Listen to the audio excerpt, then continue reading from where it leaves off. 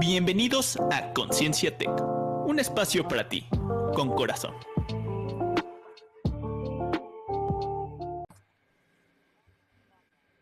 Hola, ¿qué tal? ¿Cómo están? Bienvenidos ya a Conciencia Tech. Ya saben que aquí no venimos a acumular ideas, venimos a transformarlas y que nos escuchamos a través de nuestro canal de YouTube, el Profe Coach, a través de nuestra página de Conciencia Tech y también a través de Spotify con el nombre de Conciencia Tech. Hoy estoy muy contento porque estamos haciendo una colaboración con alguien del otro lado del charco, como decimos aquí en México, y que la realidad es que cuando me compartieron su contacto, pues amablemente accedió a estar con nosotros. Hoy traigo a alguien que hizo algo que muchos piensan, pero que pocos ejecutan y empezó a vivir con esas experiencias que ha desarrollado, ¿no? Conmigo está hoy Germán Gutiérrez, que es, no sé si todavía es locutor o exlocutor de radio, es viajero, fotógrafo y narrador de historias reales. Germán, qué gusto tenerte aquí. Un placer para mí, David. ¿Qué tal? ¿Cómo estás? Bien, bien. Oye, platícame un poquito. Tú estabas en la radio, Ujú, tenías inclusive un programa de radio, y ujú. entrevistabas viajeros. Y eso, pues particularmente creo que suena cómodo y estable, ¿no? ¿En qué momento dijiste que ya no querías estar en ese trabajo y transformarte y desarrollar otro tipo de actividades? Pues yo tenía un programa sobre viajes y cada semana, cada miércoles, me acuerdo perfectamente, y de esto hace tiempo ya, ¿eh? Lo dejé con 30 años, tengo ahora 46. Cada miércoles entrevistaba a un viajero, alguien que había dado la vuelta al mundo, o que estaba recorriendo Cuba en bicicleta, o que había montado un globo durante 2 semanas, cosas así, ¿no? Y entonces yo decía, joder, quiero pasar de ser el entrevistador al entrevistado.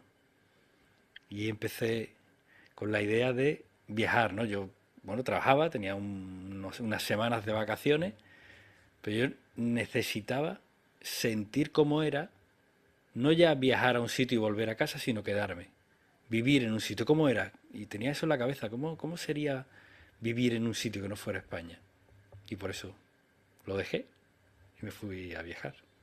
Oye, y particularmente hablando, cuando tomaste esa decisión, eh, ¿tuviste miedo o era más tu aliento a vivir este tipo de aventuras? ¿O dónde se despertó esa, ese paso a decir, va, no importa que lo que deje atrás? Bueno, al principio pues, fue un poco un gusanito ahí, ¿no? Un run run que tienes en la cabeza y un deseo, pero el problema era que yo veía que cada vez iba a ser más difícil, porque yo tenía 20, 22, 25, 27 y yo decía, bueno, ¿cuándo? Sí, es decir, es mucho más fácil probar cosas mientras más joven mejor, ¿no? O por lo menos tenía yo eso en la cabeza. ¿Por qué? Porque va a llegar un momento que me case, tenga hijos. En el momento que tenga hijos, tenga una hipoteca que pagar, cómo voy a dejar nada y no puedo, ¿no? Y ponerme a viajar, a hacer algo que en un principio puede parecer una locura, ¿no? Porque tampoco tenía un plan B. Entonces fue un poco complicado. Lo que pasa es que llega un momento ya de desesperación. Mentalmente estaba desesperado. Esto que dicen de que te arrepientes al final, ¿no? Hay incluso una enfermera que escribió un libro sobre eso, ¿no? Que al final de lo que te arrepientes no es de lo que hayas intentado, sino de lo que no has intentado. Entonces yo Eh, decía, joder, yo quiero probar a viajar, a vivir en otro sitio y quiero probar si puedo ser fotógrafo de viaje. Y si no lo intento, al menos no lo intento, pues voy a llegar y a mi lecho de muerte y me voy a arrepentir. Porque, claro, esto es algo que no tenemos muy en cuenta, pero es que nos vamos a morir. Es que no sé si somos conscientes de eso, pero es que nos vamos a morir. Cuando la gente, claro, yo ya he pasado ese proceso de elegir algo, ¿no? Bueno, y me lo pensé y fue difícil y todo eso, pero ahora que lo miro, miro para atrás y digo, joder, que hay gente que no se atreve no sé, a dejar a su pareja, a cambiar de trabajo, a cambiar de ciudad, a nada, no se atreven ni a cambiar de restaurante favorito. Y eso estaría muy bien si viviéramos para siempre, pero es que no va a ser así. Y además no sabemos cuándo vamos a morir. Ojalá sea muy tarde, pero de todas maneras nos vamos a morir. Así que vamos a hacer lo que queramos, ¿no? Excelente. Y comparto contigo que de repente prescindimos de esa presencia de que la muerte va a llegar en algún momento e inclusive nos sorprendemos cuando alguien conocido, alguien cercano a nosotros pierde la vida y nos sorprendemos, pero pues algo que tendríamos que estar conscientes de que el momento de hoy es el único momento certero que tenemos, ¿no? Y quisiera yo también saber quién eras antes y quién eres hoy después de esa vivencia de experiencias de viaje. Es difícil, ¿eh? Porque todo el mundo piensa que viajar te cambia mucho, te abre la mente, te hace mejor persona, más tolerante, más abierto. Y yo no estoy de acuerdo con eso. Viajar es una herramienta maravillosa para desarrollarte como persona, para crecer, para ser más tolerante, pero es una herramienta que puede hacer eso o no, igual que cualquier otra cosa en la vida. Entonces, está muy sobrevalorado desde mi punto de vista. Todo el mundo ahora cuando estoy diciendo esto, todo el mundo está pensando, no, no, pero viajar, te abre la mente. Pero al mismo tiempo, todo el mundo está pensando en alguien que es un soberbio, que conocen, que ha viajado mucho y que es un soberbio y que es un prepotente, porque eso también te puede hacer el viajar.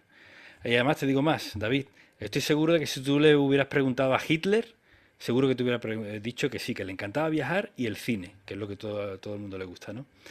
Eh, entonces, volviendo a tu pregunta de qué es lo que ha cambiado en mí, a ver, yo primero era una persona muy tímida, y ya no lo soy. A eso me ha ayudado mucho, me ayudó mucho la radio, me ayudó mucho también la fotografía, porque bueno, al final, el tipo de fotografía que hago yo, que es mucho a personas, y al final utilizo la cámara como una excusa, a veces, casi siempre como una excusa para conocer historias, para conocer a gente, para entrar en sus vidas, en su distancia, en su intimidad. Entonces, claro, no es el viajar lo que te cambia, sino cuando estás en contacto continuo con mucha gente que tienen otras vivencias, otras formas de vida, y te das cuenta de dos cosas, de que hay mucha gente que tiene un montón de cosas diferentes a nosotros, pero que en verdad, en esencia, somos todos iguales. Todo lo que buscamos es vivir lo mejor posible, estar con nuestros familiares, con nuestros seres queridos. Todo el mundo, al final, busca algo parecido. Y retomando esta parte de que la foto es entiendo por lo que me estás diciendo, que es el pretexto, esta parte del gusto por la fotografía, para ti, con todo lo que me estás contando y estas experiencias de viaje, ¿qué hace que una foto realmente valga la pena para ti? Bueno, el tema de la fotografía es algo muy personal, ¿no? Es algo mágico porque la fotografía en sí técnicamente es algo bastante sencillo, no tiene mucho técnicamente. Pero una vez que empiezas a profundizar en algún tipo de fotografía, en fotografía de paisaje o de retratos, de flores, de animales, de estrellas, de lo que sea, bodegones, empieza a abrirse un mundo súper profundo, ¿no? Y aparte de eso, si nos centramos, por ejemplo, en un tipo de fotografía, hay un montón de fotógrafos que hacen fotografía de fauna, por ejemplo, ¿no? De retrato o de moda. Y cada uno la vive de una manera y lo hace de una manera. Entonces es algo súper personal. Si yo pienso en mí, una fotografía que valga la pena es para mí una fotografía, algo ahora muy complicado, que sea única o que no sea tan repetitiva, es decir, una foto de la Torre de Pisa, o del Machu Picchu, o de la muralla de China, o del Taj Mahal, por muy bonitos que sean los sitios, que son sitios acojonantes, por eso va tanta gente, si tú haces una foto normal y corriente, una foto ahí, pues es una más. Para mí eso, bueno, las hago también, para recuerdo. Pero para mí una foto que necesita tener algo más, que sea un poquito más única. Y ahí entra en juego el tema de las personas, fotografía a la persona tiene esa cosa a favor, ¿no? Tiene esa ventaja que es muy difícil repetir una foto incluso de la misma persona. Yo tengo un negocio, por ejemplo, de viajes fotográficos, yo organizo viajes fotográficos, voy con grupos de personas, 5 o 6 personas, y hacemos fotos por ejemplo, mañana me voy al sur de Vietnam, vamos a ir al delta del Mekong y hacemos muchas fotos de personas. Y vamos todos al mismo tiempo haciendo fotos a las mismas personas. Y cada uno hace retratos muy diferentes a los otros. Porque la cámara, sobre todo cuando hacemos fotos de personas, no funciona solo así hacia afuera, sino también hacia adentro. Entonces, la fotografía no es solamente una serie de parámetros y un botón que aprieta, sino que es mucho más. La fotografía es, cada foto que tú haces depende de los libros que tú has leído, de todas las vivencias que has tenido, de todas las veces que has amado, que te han roto el corazón. Todas esas vivencias que has tenido, cuando pulsas el botón del obturador, coinciden en ese milisegundo y se hace la foto. Y es el resultado de todo eso, por eso cada foto es diferente. Oye, y en esta contextualización de retratar a las personas, ¿a ti qué te ha enseñado de esas personas sobre su vida real? Claro, tú lo que tienes que intentar conseguir es que la gente que vea tus fotos no sabe nada de esa persona y tienes que intentar que sepan algo. Entonces, cuando haces fotos de pájaros no te basta con saber de fotografía, tienes que saber de pájaros. Entonces, igual que cuando haces fotos de personas, aparte de saber de fotografía, tienes que saber mucho de personas, porque tu labor como fotógrafo de retratos de personas es hacer todo lo posible para que esa persona te deje entrar en su mundo. Y una vez que te deja entrar, es cuando haces la foto y es cuando empieza la parte técnica, lo que todo el mundo habla. Pero por mucha cámara que tengas, por muy cara que sea tu cámara, muy caro que sea tu objetivo, incluso te digo más, por mucho que tú sepas sobre fotografía, si no te dejan hacer la foto, no puedes hacer la foto. Entonces, el hacer este tipo de fotos te empieza, a la fuerza, empiezas a entender más a las personas.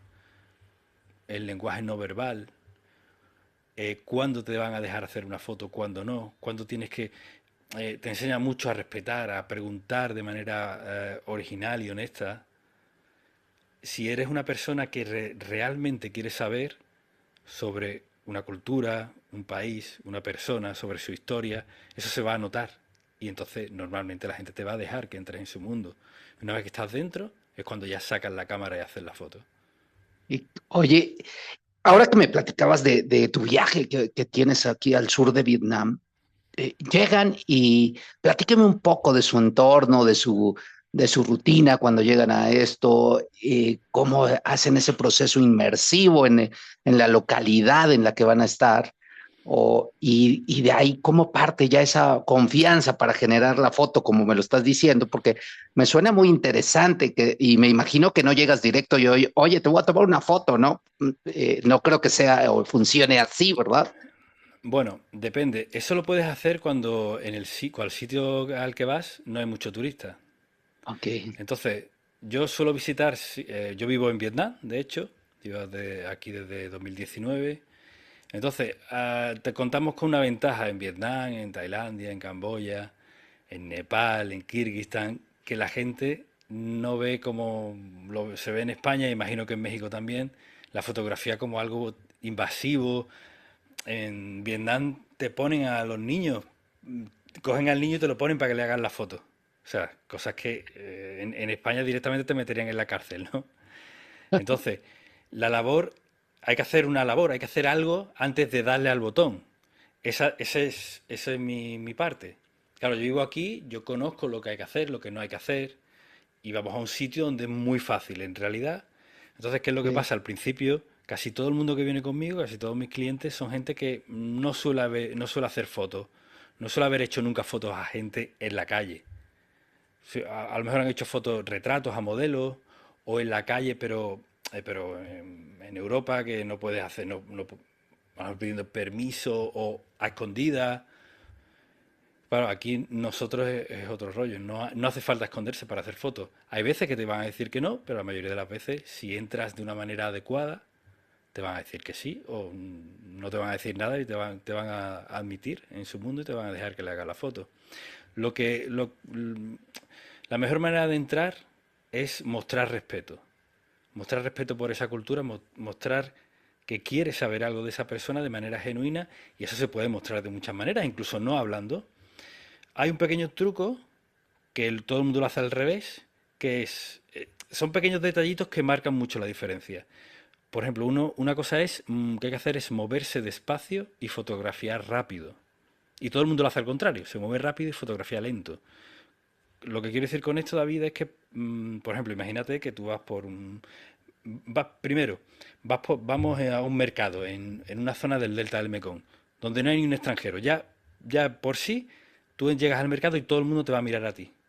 Vas a ser el especial. La gente es muy hospitalaria en Vietnam, son países muy seguros, la gente es muy sonriente, entonces van a estar pendientes de ti, te van a pedir que tú le hagas la foto. Pero imagínate, ves a alguien que te interesa, entonces tú te vas a mover lento. Si te mueves lento, eso genera mucha confianza. Si te mueves rápido, es lo contrario, genera desconfianza. Y tú lo que tienes que hacer en ese momento no es medir luz, elegir los parámetros, no, eso viene después. Tú tienes que generar confianza en las personas y sobre todo en la persona que le quieres hacer la foto.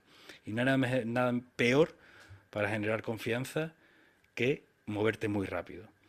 Pero una vez que ya decides, que ya la persona te acepta, hay una mirada, le enseñas la cámara, le dices que sí le puedes hacer una foto y te dice que sí, tú ahora no puedes estar 2 horas mirando, cambiando parámetros, no.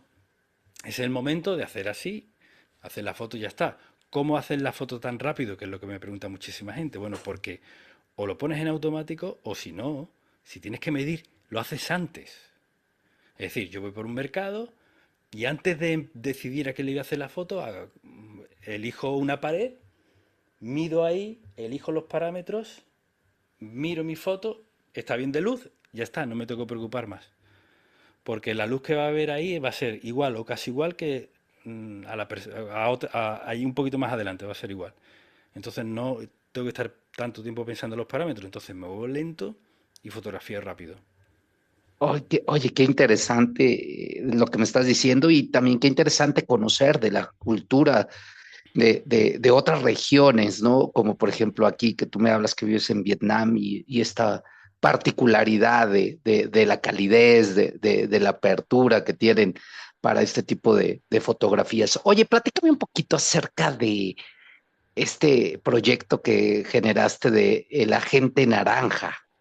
Mm. ¿Qué idea, cómo surge y qué fue lo que desarrollaste? Pues eso es una cosa que me encontré de sorpresa y además de frente la primera vez que estuve en Vietnam, que fue en 2011 más o menos, 2010, 2011, por ahí. Y yo iba con un amigo, mi amigo que quería ser escritor, yo quería ser fotógrafo. Éramos como el tándem perfecto, dos amigos viajando por ahí, contando historias, ¿no? Pensábamos escribir cosas que pasaban en el mundo, después, no sé, venderlas a algún periódico, ¿no? Habíamos dejado los dos el trabajo y queríamos ganar la vida con algo. Y esa era una idea que teníamos, ¿no? Y entonces íbamos viajando y buscando historias, ¿no?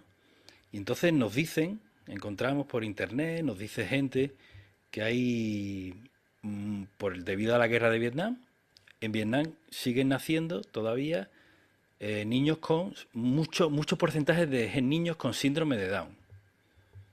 Y entonces pues nosotros empezamos a intentar buscar información, vemos que hay un hospital en Saigón que hablan de eso, buscamos la opción de entrar, entramos en el hospital y lo que nos encontramos no son niños con síndrome de Down, sino que son niños con deformaciones brutales. Sin ojos, con la cabeza de 3 metros, sin brazos, sin piernas, con convulsiones que se caen de la cama y los tienen que amarrar, o sea, una locura máxima. Y entonces ahí, de repente nos enteramos de que es debido a un producto químico que lanzó Estados Unidos contra Vietnam, porque Vietnam estaba ganando la guerra debido a que se ocultaban en la selva y conocían muy bien la selva.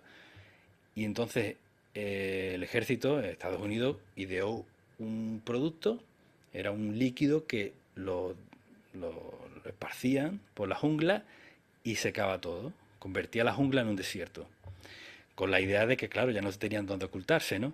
Lo que pasa es que ese producto alteraba el ADN y hizo que mucha gente muriera. Incluso los propios americanos que manipularon las bombas esas, ellos murieron, sus hijos murieron, sus nietos murieron de un montón de tipos de cáncer y leucemia y cosas así.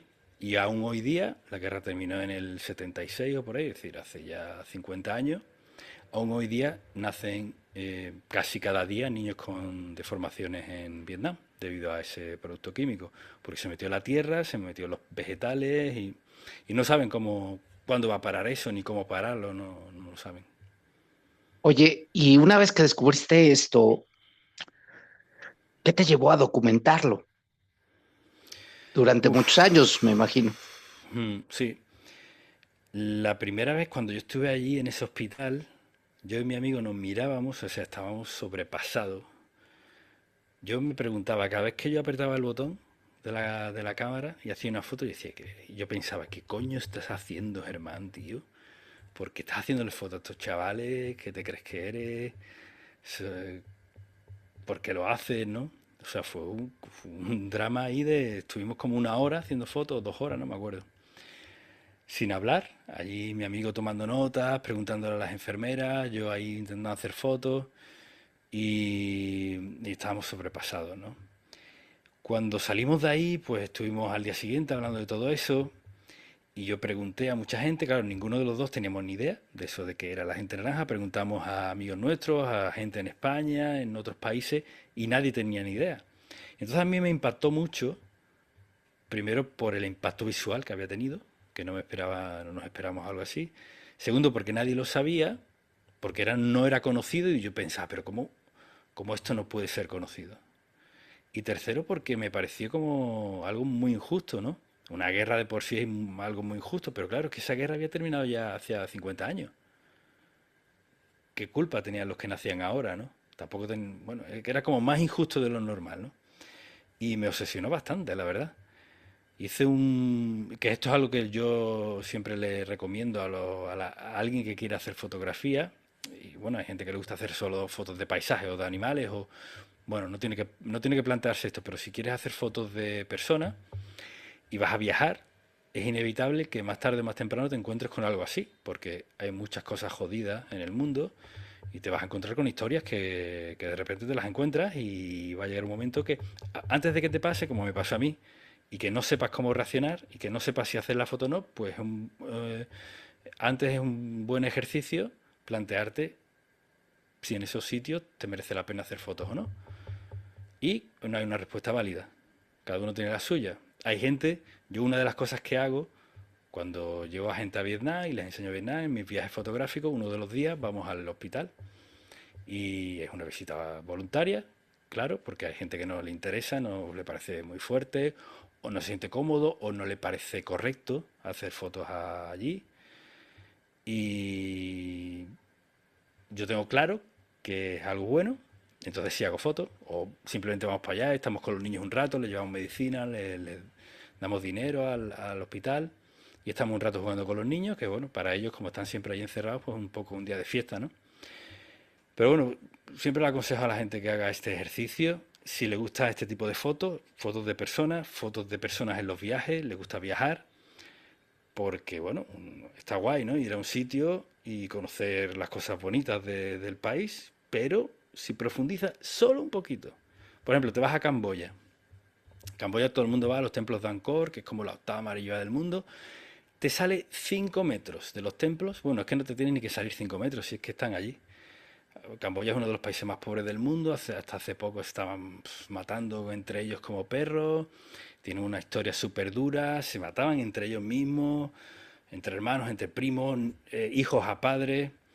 Entonces, nada más que rasques un poquito, nada más que rasques, nada más que conozcas a un par de camboyanos y les preguntes o te van a contar cosas. Entonces tienes que ver si te merece la pena o no eso. Hay gente que no le interesa, pero bueno, hay gente que sí. Y yo creo que, bueno, la fotografía puede ser una buena herramienta para dar a conocer cosas y a lo mejor conociendo esas cosas, podemos impedir que se vuelvan a repetir. Sí. Lo que me acabas de decir me está entrando así un insight, ¿no? Y ¿Cómo manejas esa parte de ver el dolor de un entorno de este tipo, pero a la vez decir, hay una necesidad de comunicar, porque esto no sale en las noticias, como lo dijiste, ni allá en España, ni en México, ni en ningún otro lado?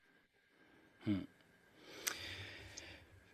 Como te decía antes, David, la fotografía es algo muy personal y yo no siento excitación cuando hago fotos de paisaje. Me gusta verlo, me gusta disfrutar de un paisaje bonito, de un monumento, pero no siento ningún tipo de cosquilleo al hacerle fotos. Pero cuando estoy en esas situaciones, siento un cosquilleo y por supuesto lo paso mal y sé que es algo jodido y no me gusta, pero por alguna razón, a lo mejor estoy un poco loco o lo que sea, tengo esa necesidad y me siento muy vivo estando con ellos, jugando con ellos, eh, no solamente en este sitio, ¿no? Sino en otros sitios, ¿no? En circunstancias parecidas, ¿no? Gente muy pobre, gente que ve en chabolas y bueno, yo no sé, no soy por ejemplo médico ni enfermero, no sé nada de eso, de la salud, entonces no podría ayudar de otra manera. Sé más o menos utilizar una cámara de fotos, entonces creo que puede servir lo que hago para algo. Puede. Por supuesto, un médico, un enfermero ayuda mucho más, o las ONG que están... Bueno, yo tengo una relación de amor-odio con las ONG, pero bueno, un enfermero, un médico van a ayudar mucho más, ¿no? Que yo. Pero creo que la fotografía algo puede hacer. Creo que sí. Qué interesante y qué aspecto tan relevante el separar, ¿no? Es decir, cómo transformo la fotografía, pero no la convierto en un contenido para de impacto, sí, pero de un impacto positivo, no de un impacto de decir, ahí están mis redes y me jacto o con el ego de, ¿no? Sino con la humildad de comunicar y lo que más me gustó que dijiste, Germán, es que te hace sentir vivo comunicar estas historias. Cambiaste de país, conociste una cultura, me imagino que modificaste creencias y a partir de ello me encantaría que me dijeras qué es la teoría de las banderas para ti en pocas palabras. En pocas, muy pocas palabras, es una frase. Irte a donde mejor te traten. Es decir, si hoy día, hasta hace poco no podíamos irnos a ningún sitio. O sea, tú tenías tu trabajo en España o en México o en Canadá y tenías que trabajar ahí, tributar ahí, ir al médico ahí, tener tus relaciones ahí. Entonces, la teoría de las banderas es que vayas a plantar tu bandera, y hay muchas banderas diferentes, donde tú quieras. Puedes plantar la bandera de la empresa en un país donde paguen menos impuestos o, o quieras pagar impuestos ahí por lo que sea. Puedes plantar la bandera de la sanidad en países donde la sanidad sea más barata o gratis. Puedes plantar la bandera de tu casa donde las casas sean más baratas o donde haya más seguridad o donde no haya inseguridad. Y entonces vas al final a donde mejor te tratan. Esa es la teoría de Ah, las banderas. oye, y bueno, sobra la pregunta, pero ¿tú cómo la aplicas en tu vida? Pues mira, yo vivo en Vietnam, tengo la empresa en Georgia y, y muchas veces compro tecnología en Tailandia, que es más barato. Por ejemplo, el móvil que tengo, que es Apple, es muchísimo más barato en Tailandia o en Vietnam, que lo compré en Tailandia que en España. O sea, me ahorré como 300, 400 euros. Y eso. Y tengo el amor también en Vietnam. Excelente. Oye, Que esa otra bandera también muy importante, ¿eh? claro, por supuesto. Oye, ¿qué te da vivir así que no te da un modelo tradicional o una creencia tradicional que donde vivía y me tengo que arraigar y tengo que desarrollarme, a pesar de todo el entorno que puede ser agresivo, que puede ser inseguro, que puede ser desigual? Bueno, yo tenía una relación también de amor-odio con mi país, con España, ¿no? Que bueno, he empezado a amar más España una vez que estoy fuera, ¿no? Pero bueno, como me había costado mucho trabajo encontrar un trabajo que me gustara, después mm, no estaba contento porque había intentado ser fotógrafo y tiene que pagar muchos impuestos. No encontrar libertad, sobre todo el tema de dinero. Eh, pero creo que yo algún día volveré a España. No ahora, pero al final creo que la cultura, el idioma. De hecho, cuando veo algún latino por aquí, algún mexicano, algún colombiano que te ves algunos por aquí, hostia, estás deseando de. mm, Y además que se nota, ¿eh? Se nota mucho, porque aquí, por ejemplo, hay mucha. En Vietnam ahora hay muchos rusos, muchos indios, mucha gente de Europa del Este también. Y cuando te encuentras, ellos mismos lo dicen, que cuando se encuentran con españoles y latinos, que es otra cosa, que es muy diferente, que es una alegría. Recuerdo, recuerdo un gimnasio que cuando antes vivía en Saigón, ahora vivo en otra ciudad, y estaba en un gimnasio y estaba yo, que soy español, y había un chico brasileño también. Y me decía un amigo de Bielorrusia, me decía, es que cuando Pablo y tú llegáis, es como si entrara el sol por el gimnasio. Yo decía, ¿qué dices, tío? ¿Qué dices, Dimitri? ¿Por qué? Dice, porque llegáis sonriendo. Fíjate, qué tontería. ¿No? No sé, claro, tú llegas, ves a tus amigos, a tus compañeros del gimnasio y sonríen, ¿no? Claro, ellos no lo hacen. Me decía Dimitri, que es bielorruso, me decía, es que en Bielorrusia los padres, cuando tú eres chico, eres un niño y te ríes, te dicen, ¿de qué te ríes? Si no tienes una razón para reírte, no te rías porque pareces tonto. Así que imagínate, imagínate. Pero bueno, mira, yo aquí en Vietnam, eh, primero eso que empiezas a apreciar, ¿no? Hay gente que vives en un sitio y al final, joder, los políticos son todos malísimos en todas partes y empiezas a odiar mucho a los políticos de tu país, ¿no? De qué es lo que conoces y empiezas por ende a odiar a tu país o a criticar mucho a tu país, ¿no? Y cuando sales fuera, pues empiezas a darte cuenta que España no son solamente los políticos, sino que es mucho más en la gente y la gente es diferente a los políticos en todos sitios y empiezas a apreciar mucho tu cultura. Pero bueno, yo tengo que decir que aquí en Vietnam se ve muy bien. Si eres medianamente listo, medianamente espabilado, puedes ganar mucho dinero. El nivel de vida o sea, los precios son súper bajos. Es incomparable en cuanto al tema de seguridad. No hay robos con violencia, no existe eso aquí. Ahora, por ejemplo, bueno, no estoy seguro de esto, pero en España dicen, yo no veo muchas noticias, pero bueno, se habla mucho de que ocupas, ¿no? De que te ocupan la casa. Eso aquí, yo lo he comentado con gente de aquí, y es que es algo que no les entra ni siquiera en la cabeza. O sea, que es algo que a nadie se le ocurriría, a un delincuente no se le ocurre. A alguien que se dedica a eso hay mucho menos robos, es todo mucho más seguro. Entonces, bueno, yo por ejemplo hay una cosa que hago desde que vivo aquí, que es no mirar el precio en los supermercados porque es todo tan barato y esa tontería que yo me empecé a dar cuenta, digo, coño, claro, ahora en España los precios han subido un montón. La última que estuve, hace un par de años estuve por allí, entras en un supermercado parece que te están atracando. Entonces esa tontería de no tener que mirar los precios en los supermercados porque sabes que es muy barato todo, joder, te da una tranquilidad mental alucinante, así que imagínate. En este cambio, porque has vivido en varias partes del mundo,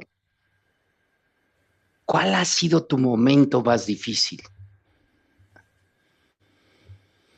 Uf, yo que soy una persona muy positiva y con mucha suerte.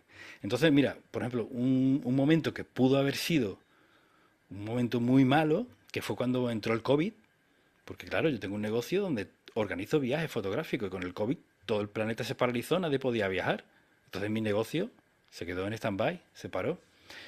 Y podía haber sido un momento malo, pero pasó dos cosas que hicieron que el momento COVID fuera uno de los momentos más bonitos de mi vida, que fue que empecé a dar clases de español, cosa que recomiendo. No sé si, por ejemplo, hay mucha gente, imagino que en México pues tendrán siempre en la cabeza irse a Estados Unidos, ¿no? Aquí en España Sí es. solíamos mucha gente que estaba estudiando, quiero aprender inglés, me voy a Londres y tal. En vez de hacer eso, que vas a acabar en Londres o en Estados Unidos en trabajos que no quiere nadie, con gente que odia, que están, vas allí a Londres, a Inglaterra y dices, joder, otro español más, otro italiano más, están hasta los cojones de nosotros, pues puedes irte a un país asiático o donde tú quieras y dar clases de español. Que a mí cuando me lo propusieron, yo fui el primero que dijo, ¿eh? Español en Vietnam. ¿Quién coño va a querer aprender español en Vietnam? Bueno, pues no tanto como inglés, pero como no hay profesores y la cultura latina, la música, el reggaetón, la fiesta, la salsa, todo eso está muy, muy de moda, pues, y el idioma español es uno de los más bonitos del mundo. O sea, tú imagínate, David, que yo empecé a dar clases allí de español y claro, estaba muy sorprendido de que la gente se apuntara.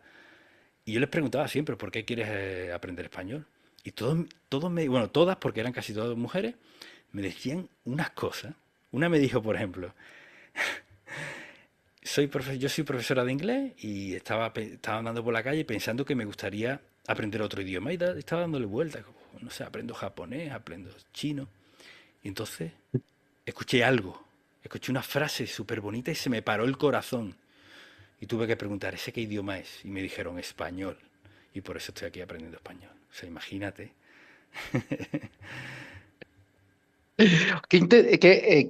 Vaya, la manera y los recursos que tuviste para poder pasar y transitar este momento difícil, pues realmente creo que pues, te han hecho crecer como persona en todos los entornos. ¿Cuál ha sido el desafío más importante que has tenido en este viaje de desarrollo personal, pero también como empresa, ¿verdad? A lo que te estás dedicando hoy. Bueno, como empresa ahora me está yendo bien, pero hasta antes del COVID sobrevivía. Entonces pasó una cosa que yo no pensaba.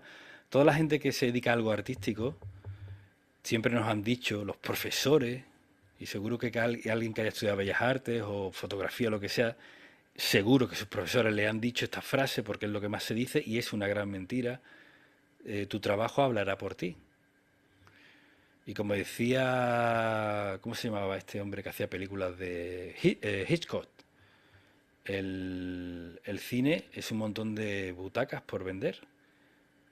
O como decía, no me acuerdo quién era, un escritor, que el trabajo del escritor empieza cuando termina de escribir el libro, el venderlo. Tu trabajo como fotógrafo, como artista, sobre todo los artistas, porque como tenemos esa mente de, bueno, yo soy artista, no vendedor, no. El tema del dinero lo tenemos un poco ahí aparcado, como que es algo sucio y tal. Bueno, pues no. Si aprendes algo, una cosa, ¿no? Por ejemplo, hacer fotografía, y aprendes una segunda cosa, que es vender, ya vas delante del 90% de las personas. Eso, en mi trabajo, pues me costó entenderlo, me costó aceptarlo, pero al final aprendí a vender. Y personalmente, hay algo que ahora hay mucha gente en redes sociales hablando de ser nómada digital, de viajar, de dejarlo todo. Y hay una cosa de la que no se habla, ¿no? Ahora todo el mundo está en Bali haciendo cosas increíbles, haciendo surf, viviendo, ganando un montón de dinero. Hay una cosa que no se habla y que, bueno, a mí personalmente no es lo que más trabajo me ha costado, porque me gusta la soledad. Soy una persona que abierta y que tiene que conocer mucha gente, pero que no me importa estar solo al mismo tiempo. Porque lo que voy a decir es algo que se tiene que decir, que nadie dice, que cuando viajas, haces un viaje continuo, eres nómada digital o dices, bueno, voy a dejarlo todo y me voy a Bali, como hace mucha gente, o a donde sea, vas a pasar mucho tiempo solo, muchísimo. Y eso no todo el mundo está preparado. Así que viajar está bien, está guay, pero no todo es color, ¿cómo se dice? No todo es de color de oro, o no todo es bonito, sino que si no te gusta estar solo, piénsatelo, ¿eh? Porque cuando estás solo, pues te hablas mucho a ti mismo y vas a ver cosas que a lo mejor no te gusta ver. Y asegurado al 150% cuando viajas, si no son unas vacaciones, no. Pero si vas a estar 2, 3 meses, 4, un año viajando, prepárate porque vas a estar muchísimo tiempo solo, cosa que nadie dice, pero lo más seguro como que te vas a morir, ¿no? Es un viaje al interior también, Sí, sí, sí, sí. este proceso de viajes. Oye, pues desgraciadamente el tiempo se nos agota y ya se cumplió el tiempo de nuestro episodio, pero me encantará saber dónde te podemos seguir, si alguien está interesado en ir a conocer un poquito de tu trabajo y ir a tus excursiones y visitar estos países que, por ejemplo, aquí en México, pues resultan un tanto lejanos, ¿dónde te podemos contactar? Muy fácil, fotomundos.com. Fotomundos terminado en s.com. Ahí entras, me dejas tu email y yo te voy a mandar cada día, cada maldito día, un email donde te voy a contar mis aventuras, te voy a contar consejos fotográficos, sitios chulos para viajar, islas que yo conozco en Tailandia, por ejemplo, que está súper masificado, pero que no hay ningún turista. Mi negocio está muy enfocado a sitios donde no hay turistas, ¿no? Es un poco lo que yo vendo. Entonces doy muchos consejos de ese estilo y bueno, y si al final te aburres de mí, te cansas de mis historias, con un clic te puedes dar de baja, es gratis, fotomundos.com. Oye, Germán, pues un placer haberte tenido aquí en el podcast de Conciencia Tech. Nosotros nos tenemos que despedir. Nos vemos y escuchamos en la próxima. Gracias. Gracias, David. Un abrazo.